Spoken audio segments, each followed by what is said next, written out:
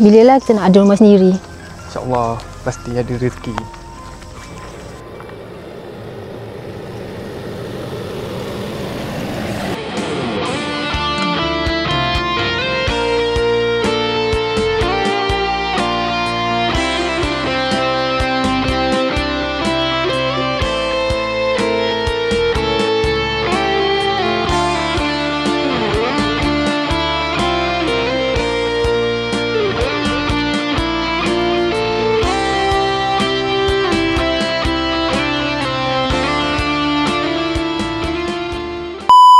Ini rumah pertama kami yang saya tak pernah terfikir pun akan dapat bila bersama dengan KES.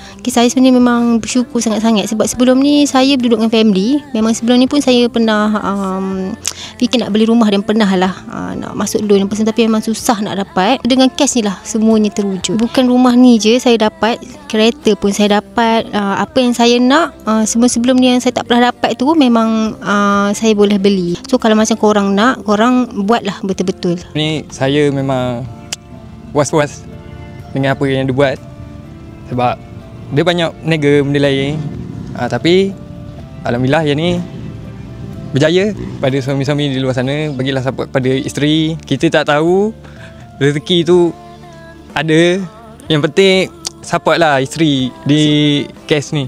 Tahniah tau dapat rumah dekat kawasan Bukit Bahagia Temerloh ni. Rumah ni dia pegangan bebas. Lepas tu dia open title. Tanah ni value memang tinggi. 3 bilik dan 2 bilik air.